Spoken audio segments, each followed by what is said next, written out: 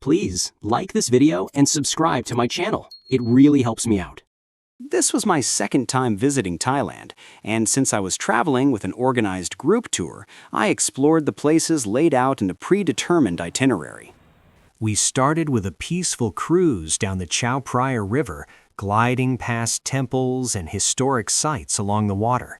Then came a stop at Wat Pho, where the massive 150-foot reclining Buddha stretched out before us. After a short rest at the hotel, we hopped on an overnight train and headed north to Chiang Mai. Arriving a few days ahead of the tour, I checked into the Asai Hotel in the heart of Chinatown. The room felt like a calm little retreat, sleek, comfortable, and outfitted with all the modern touches that make travel feel effortless. As night settled in, we met as a group for the first time and were introduced to our guide, Damrong, who laid out the journey that awaited us. The next morning, instead of boarding a private coach, Damrong introduced us to Bangkok's MRT, modern, comfortable, and impressively efficient. It was the perfect way to glide beneath the city's famously congested streets and get a feel for how locals move around. You can immediately see how clean and well-maintained the stations and trains are, a standard we found throughout the entire metro system.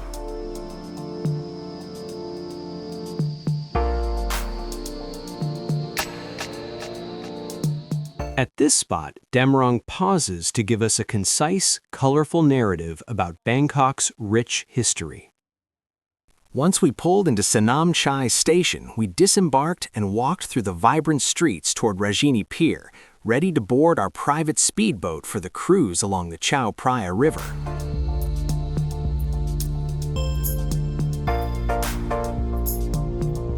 We proceeded to the floating dock and along the gangway toward the speedboat that awaited us.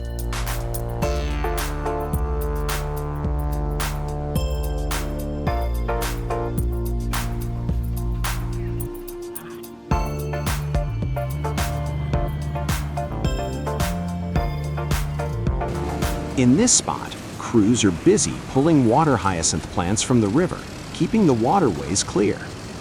The Chao Phraya River is the lifeline of Bangkok, a broad, winding artery that has shaped the city for centuries. Fed by tributaries flowing down from the northern plains, the river gathers strength as it moves south, carrying both history and daily life along its banks. As it approaches Bangkok, the river's flow is carefully managed through a series of locks and control gates.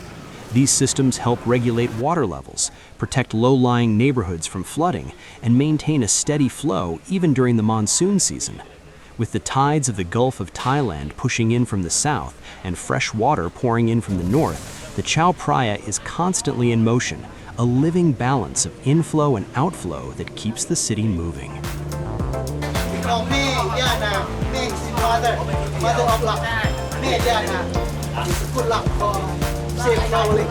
Many of the long-tail boats on the Chao Phraya are powered by roaring V8 engines, automotive power plants repurposed for the river. Their deep, throaty rumble echoes across the water as they push the narrow boats forward with surprising speed, turning raw horsepower into the soundtrack of Bangkok's busy waterways. When the lock gates begin to open, every boat revs to life, lined up like race cars on a starting grid, ready to launch the instant the passage opens. As we continue our cruise, temples appear on both sides of the river, each one a striking reminder of Bangkok's rich and enduring heritage. As you travel down the Chao Phraya, you'll notice clusters of stilt houses hugging the shoreline, simple structures that have stood here for decades. These homes often serve multiple roles: living quarters, storefronts, workshops, and gathering places. Children play on the decks, elders sit in the shade watching the river traffic, and vendors prepare goods just steps from the water. It's a dynamic riverside community shaped by tradition, necessity, and the constant movement of the river. We pass by the giant golden Buddha at the Wat Pho Step. Klong Bang Luang Market is one of those spots that instantly pulls you in. Set right along the canal, it's a mix of cozy riverside homes, tiny shops, and artists selling their work from open-air studios. Boats drift by as you wander the narrow walkways, giving the whole place a relaxed, village-like feel in the middle of the city.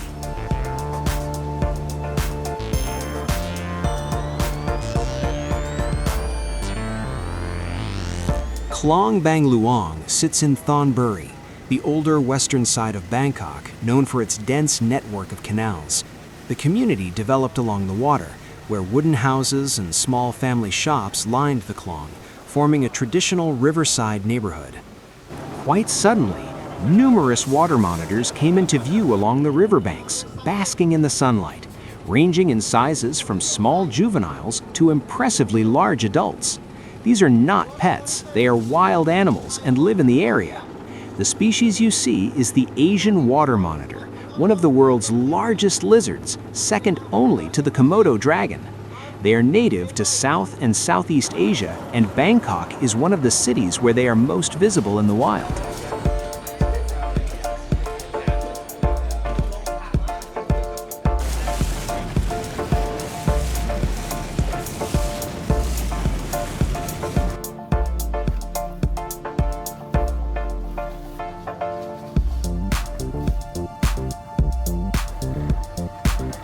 Wat Arun, the Temple of Dawn, has watched Bangkok awaken for more than 3 centuries. First built in the Ayutthaya era, this riverside shrine once sheltered the Emerald Buddha before the royal court moved across the river.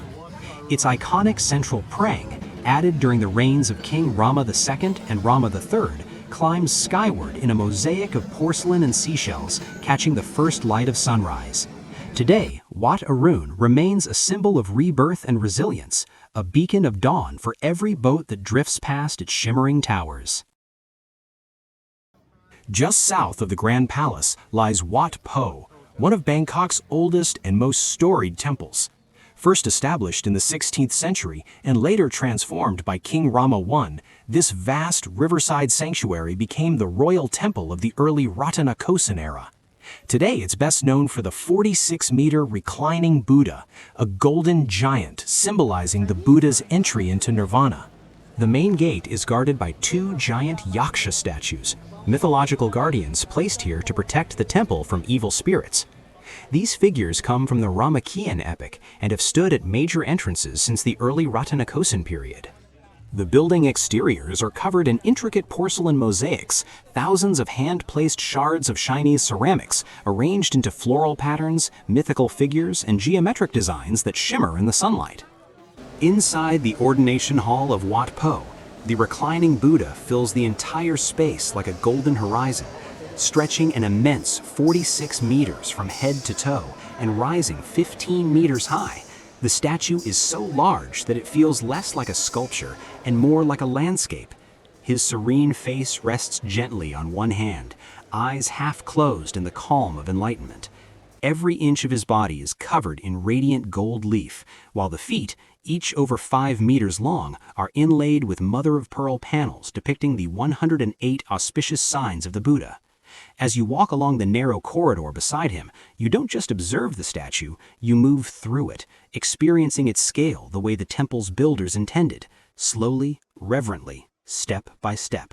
At the far end of the hall, the reclining Buddha's feet rise like 2 great tablets of sacred art.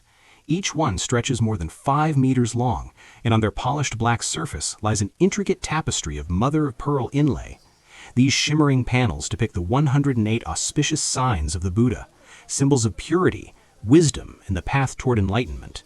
You'll see lotus blossoms, royal umbrellas, celestial thrones, and mythical creatures from ancient cosmology, each piece cut from iridescent shell and set by hand. The mother-of-pearl catches the light in shifting colors, reminding visitors that enlightenment is not a single moment, but a mosaic of virtues and actions. For centuries, these inlaid feet have served as a visual scripture, teaching the faithful that the Buddha's journey was guided by harmony, compassion, and cosmic order.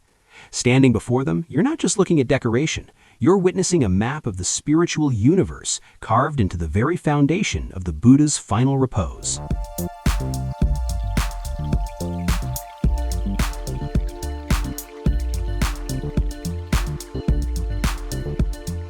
Just inside the entrance, a small green lawn welcomes visitors with a simple "Welcome to Wat Pho" sign.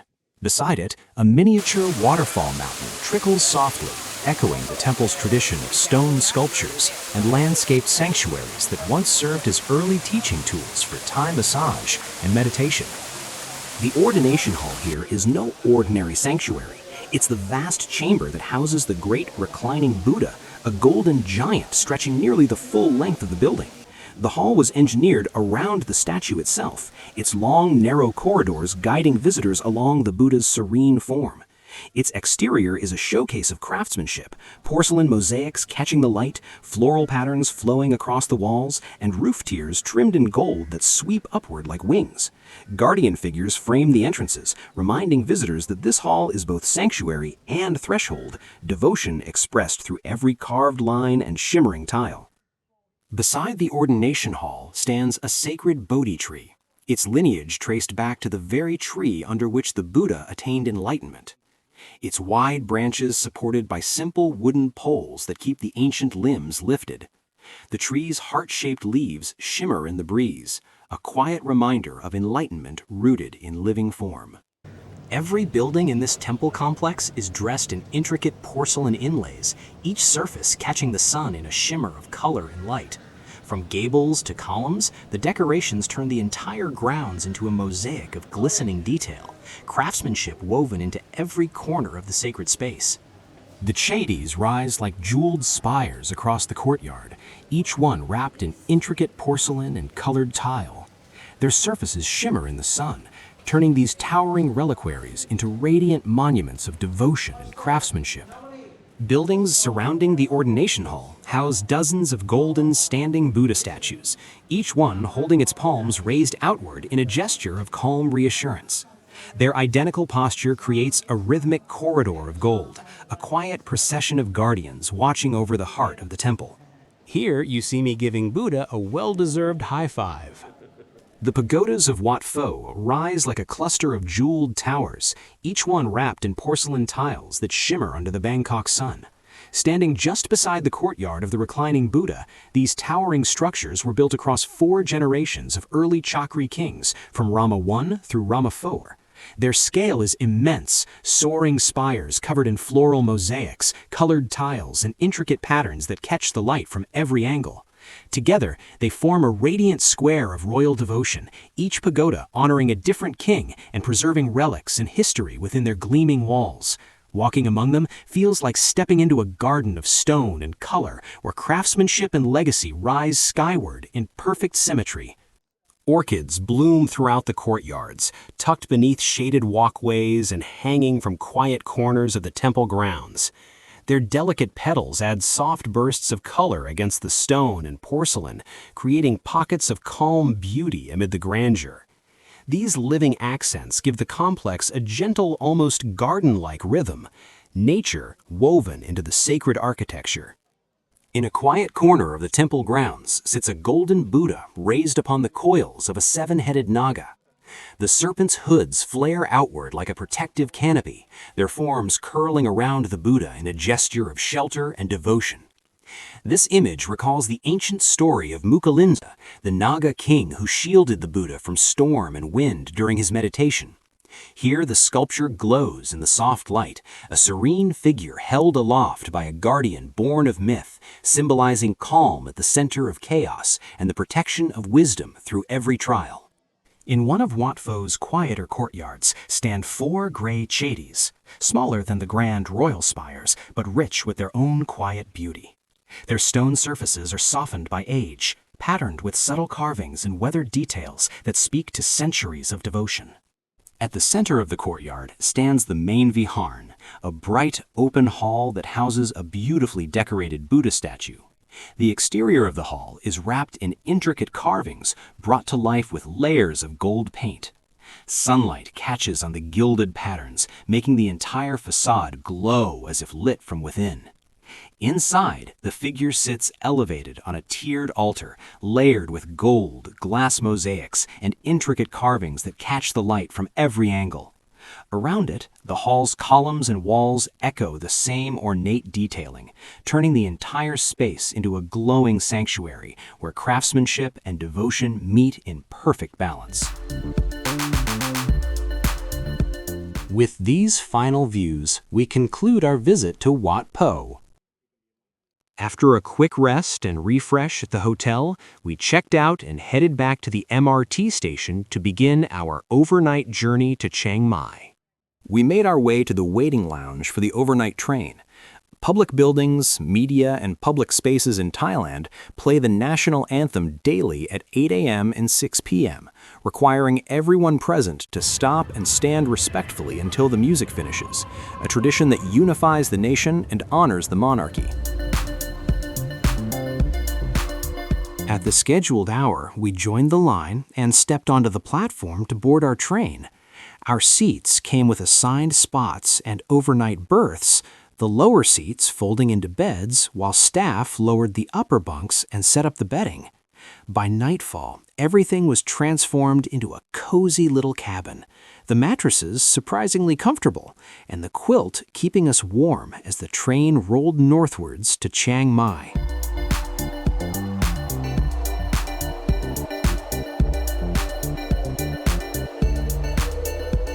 We got comfortable in our seats and watched Bangkok fade behind us as the train rolled north. The upper bunk drops down from above, and the bottom seats slide together to make the bed you see here. At the end of the carriage, a display board lists the arrival times for each station along the route and indicates whether the restrooms are occupied. As night approached, a train representative came along and systematically created the lower beds and folded down the upper beds all along the carriage for all the passengers. Here I am, tucked away in my little cocoon for the night. Compared to Vietnamese overnight trains, this bed was really comfortable and warm.